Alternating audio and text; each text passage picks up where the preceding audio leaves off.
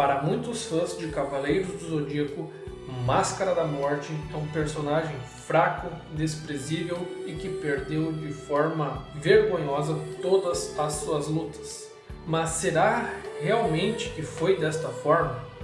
Outra coisa marcante no personagem é a sua personalidade distinta, sádica, cruel e um autoconvencimento de si mesmo e de todas as suas crenças. É de Máscara da Morte uma das frases mais emblemáticas da obra. E esta frase é até muito usada e vivida cotidianamente por pessoas comuns. Ficou curioso? Então assiste esse vídeo até o final, que está muito legal, e entenda tudo sobre Máscara da Morte.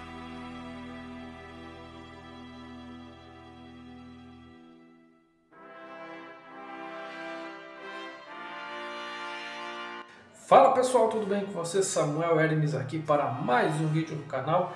Desde já eu peço para que você se inscreva aqui no canal e ative o sininho de notificações. Assiste o vídeo até o final e se gostar, deixa aquele like e fique bem à vontade também para comentar. Isso ajuda bastante a divulgação do canal, tá bom? Então, sem mais enrolações, bora pro vídeo e vamos entender tudo sobre Máscara da Morte. O personagem mais tirano da franquia matava por matar e demonstrar toda a sua força. Entretanto, esse modo de vida teve um preço muito caro: o abandono de sua armadura na luta contra Shiryu e posteriormente a sua derrocada. Mas, por incrível que pareça, Máscara da Morte possuía seus valores e crenças. E um desses exemplos é a sua lealdade ao mestre, mesmo sabendo de sua índole e de todos os seus crimes. Mas antes de falar sobre a participação de Máscara da Morte na obra, vamos entender as habilidades deste cavaleiro e também entender a sua técnica secreta. Como todo cavaleiro de ouro, Máscara da Morte era um prodígio, pois ele já dominava o sétimo sentido, além de ter despertado o oitavo sentido e auxiliado na derrubada do Muro das Lamentações. Máscara da Morte também possui força, resistência, agilidade e velocidade sobre-humanas. Também possui técnicas psíquicas como teletransporte e telecinese, além de conseguir abrir um portal para outro mundo, conhecido como a sua técnica Ondas do Inferno. E para muitos essa técnica é uma técnica fraca e até obsoleta, deixando Máscara da Morte muito aquém a seus companheiros de armadura. Mas vamos ver detalhadamente como funciona essa técnica. O Ondas do Inferno é praticamente uma outra dimensão, com a diferença de que, ao invés de ser enviado para uma distorção do espaço-tempo, o oponente é enviado para a entrada do mundo dos mortos. Outro detalhe é que somente a alma do oponente é enviado para o local, sendo que o corpo físico do inimigo ele fica próximo à Máscara da Morte, sendo então um alvo fácil. Caso o oponente não tenha uma técnica de teletransporte ou algo parecido, ele fica à mercê do Cavaleiro de Ouro, e aí já era. E se o Cavaleiro de Ouro não fosse tão sádico e confiante sobre si, ele poderia ter acabado com o dragão a qualquer momento e tudo se encerrava ali para o nosso dragão cego. Mas não ocorreu e o resultado foi visto depois. Mas o que eu quero dizer aqui sobre essa técnica é que contra oponentes mais comuns, essa técnica é uma técnica roubada que praticamente não tem volta. Contra inimigos que possuem cosmos semelhante ou que conheçam a técnica, daí já a situação é um pouco diferente. Mas apesar disso, o oponente com certeza acaba ficando na defensiva, pois com qualquer brecha dada, Máscara da Morte consegue sugar a alma do oponente e enviá-la para o mundo dos mortos, e aí game over, acabou. Então esta técnica não deve ser menosprezada.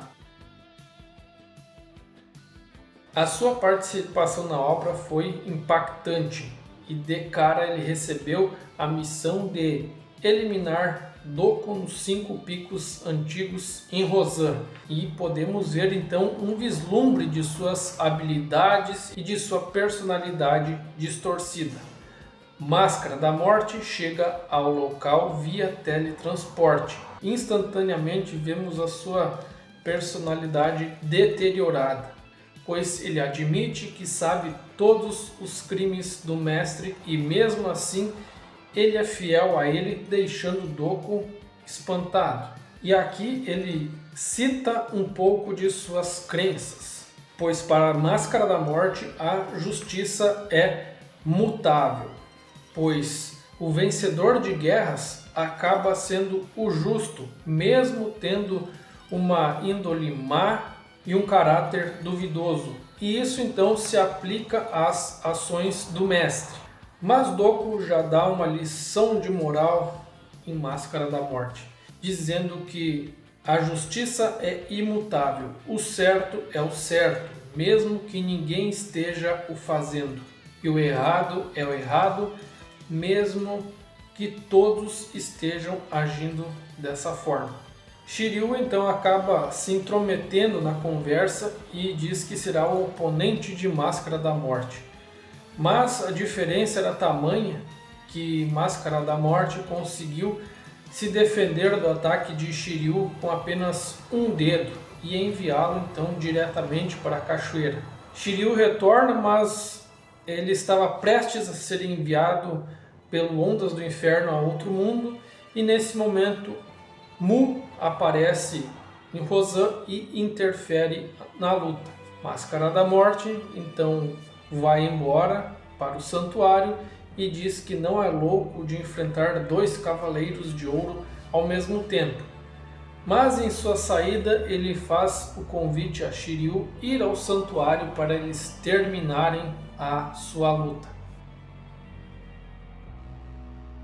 Na Casa de Câncer podemos ver o quão convencido de sua força e sanguinário Máscara da Morte é, pois a 4ª mansão zodiacal está completamente adornada em seu chão, teto e paredes com rostos das suas vítimas.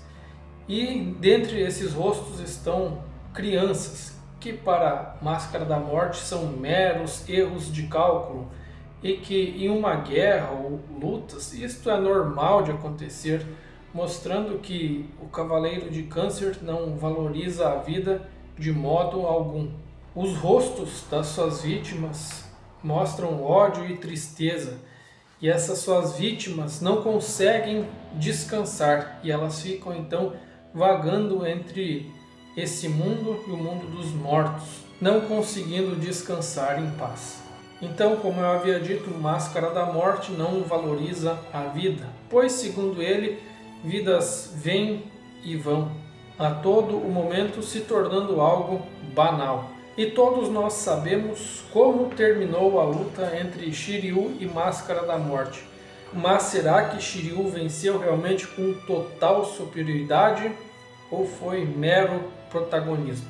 Então vamos lá. Shiryu ele foi ajudado 4 vezes durante a batalha contra a Máscara da Morte. E naquele momento o Cavaleiro de Câncer era totalmente superior ao dragão, pois vale lembrar que há muita diferença entre o cavaleiro que domina o 7º sentido e aquele cavaleiro que está despertando ou aprendendo a dominar o 7º sentido. Mas vale lembrar também que vence aquele cavaleiro que levar mais o seu cosmo. Se Saori não tivesse interferido e mandado a alma de Shiryu de volta do mundo dos mortos para o mundo dos vivos, já era pro dragão. Se Shunrei não tivesse rezado e incomodado Máscara da Morte, já era pro dragão. Se os defuntos que tinham saído do Poço das Almas e atrapalhado o golpe final de Máscara da Morte, já era para o dragão. Mesmo que anteriormente Shiryu tivesse acertado alguns golpes após aquele seu momento de fúria, mas vale lembrar que Shiryu estava apenas pendurado por um braço, e se Máscara da Morte não fosse tão cruel e sádico e tivesse realmente dado um golpe final valendo, já era, né, para o Shiryu. E o quarto momento em que Shiryu foi ajudado foi quando a armadura de ouro de Câncer abandonou Máscara da Morte e conseguiu fazer com que Shiryu, em um golpe desesperado, quebrasse a perna do seu oponente. Ou seja, Máscara da Morte tinha o total controle da luta, até perder o seu equilíbrio emocional no momento em que a armadura de ouro de Câncer o abandonou por ele ser tão mau. Ele pagou o preço pela sua vaidade em tentar humilhar o dragão e não liquidar a luta quando podia. Resolveu brincar com a vida de Shunrei para machucar mais ainda Shiryu, o que deixou o dragão em fúria. E naquele derradeiro momento, onde ambos já estavam sem armaduras, o cosmo de Shiryu brilhou mais do que o de Máscara da Morte, dando a vitória a Shiryu e empurrando Máscara da Morte para o Poço das Almas. Terminava ali a vida do Cavaleiro de Câncer. Máscara da Morte pagou com sua vida por sua péssima índole. Na saga de Hades temos a redenção de Máscara da Morte, pois, assim como os outros cavaleiros renegados, ele lutou por Atena, mas precisava interpretar fingindo que lutava por Hades. E com certeza a sua alma também derramava lágrimas de sangue. Contra Mu, será que Máscara da Morte lutou para valer ou se conteve? Já que Mu possui o teletransporte e consegue voltar do Ondas do Inferno. Sobrou para a Máscara da Morte uma luta corpo a corpo, em que ele estava em desvantagem, já que a capacidade defensiva das Sapuris é muito inferior à capacidade defensiva da armadura de ouro. Vale também ressaltar a versatilidade de Mu, se tornando um oponente muito difícil para a Máscara da Morte enfrentar. Então, extinção estelar e Castelo de Hades para o Canceriano. E no Castelo de Hades, Radamantes venceu Máscara da Morte, mas por causa da barreira de Hades. Se não houvesse essa barreira, com certeza a luta seria um pouco diferente. E até muitos fãs se questionam se realmente Máscara da Morte e Afrodite realmente lutaram em nome de Atena na saga de Hades.